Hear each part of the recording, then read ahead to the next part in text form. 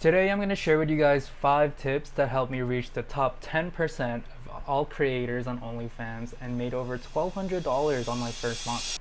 Hi, my name is Jay and I make content on Onlyfans. I wanted to start my own YouTube channel because when I was first starting, I turned to YouTube for advice because I had my own questions and concerns. And what I noticed was that a lot of the Onlyfans creators on YouTube were women, which by the way, check them out, they give great advice. And a lot of the men that I saw were either super duper hot, which I am not, or work for an agency that handles and manages other people's OnlyFans, which I cannot afford. You're broke!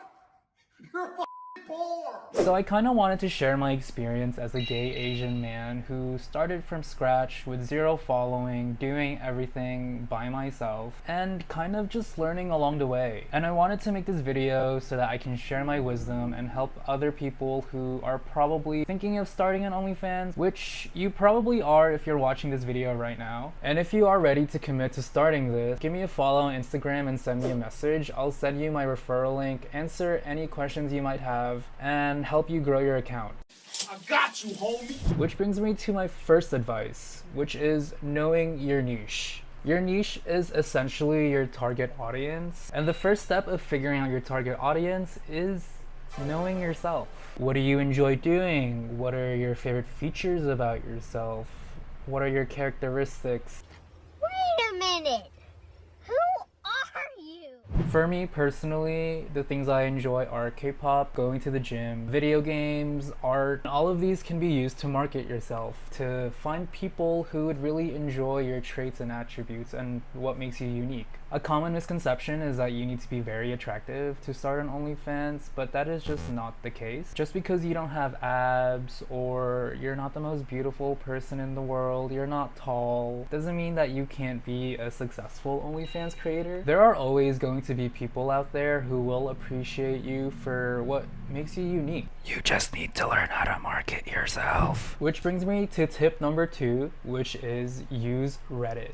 Reddit is the perfect tool to find your target audience. Promoting on Reddit is a whole topic that I will make a future video on because there's a lot to cover. So make sure to subscribe and turn on the notification bell so that you can be one of the first to see my future videos. Please, please, please. But essentially, Reddit is just a bunch of niches under one website. It's a forum-based platform with thousands and thousands of niches called subreddits. There's subreddits for guys with thick thighs, for Asian guys, for black guys, Latino guys, guys with glasses, daddies. Whatever traits and attributes that you have, there is probably a subreddit for it and an opportunity for you to market yourself in. Besides Reddit, I also use Instagram, TikTok, and Twitter, all of which are linked in the description below, so please give me a follow. I would truly appreciate it. But in my opinion, I think that you should be on as much social media platforms as you can. And typically I post the same pictures across all my platforms because you just never know like where you'll blow up and get viral or whatever. So try to post everywhere basically. Just be mindful though that Twitter and Reddit are the only platforms that allow NSFW content. So just be careful of what you're posting on the other platforms. FBI, open up! I highly suggest making a completely new email when you make your social media accounts, which by the way, you probably should make new ones of. Don't use your personal one in case you wanted to stay anonymous.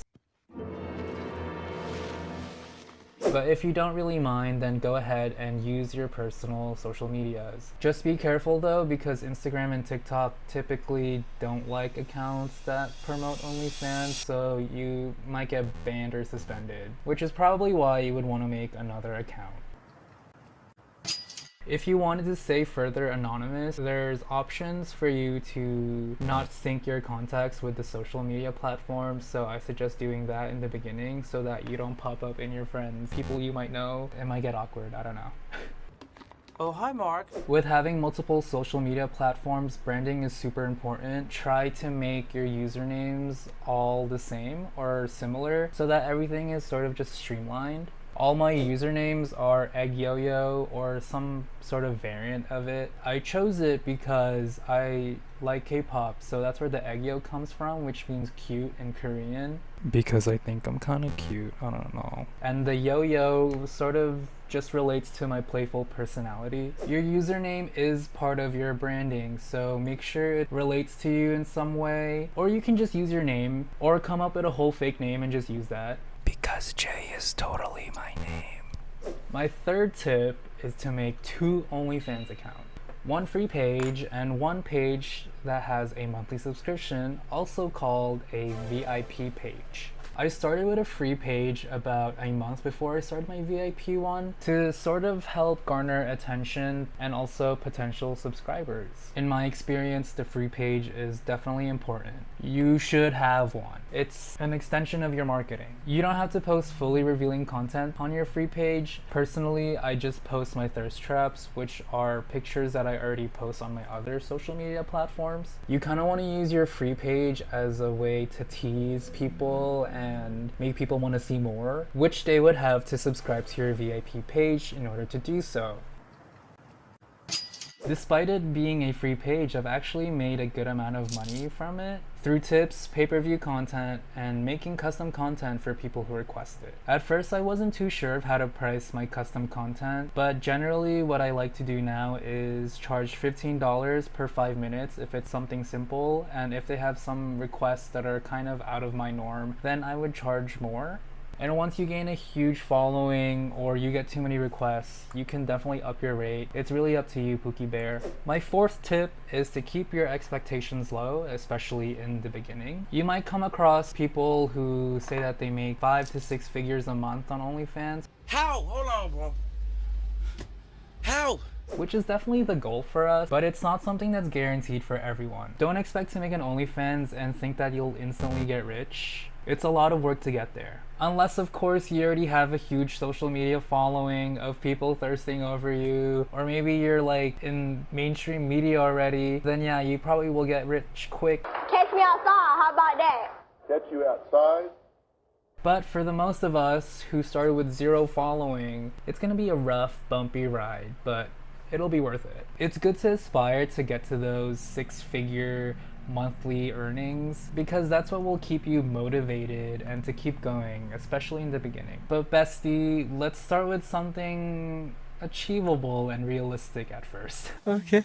What personally works for me is a daily goal of just 1 new subscriber on my VIP page. Just 1. And it might be weird because you'd want to think that like, oh, you probably would want at least like 5 or 10 or even more. But my philosophy with that is that the higher you make your expectations, the higher the likelihood of you constantly not meeting them, which in turn might make you want to quit. The value of a small and attainable goal is that you constantly reach it every day and feel great about it.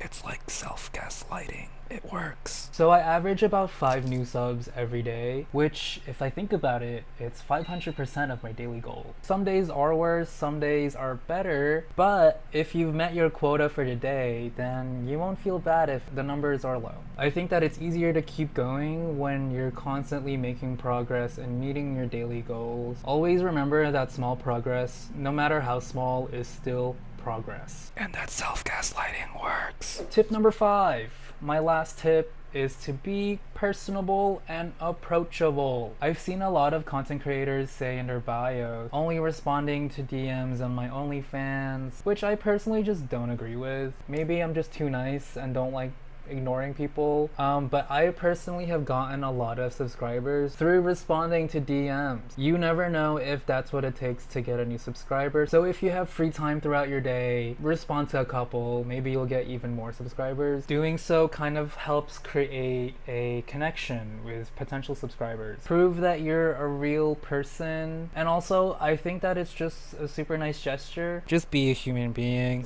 I think that what a lot of people don't realize is that having an an OnlyFans is literally running a business, and successful businesses have a loyal consumer base. People will come to your OnlyFans for the content that you provide, but will stay a loyal fan when they have a sort of connection to you.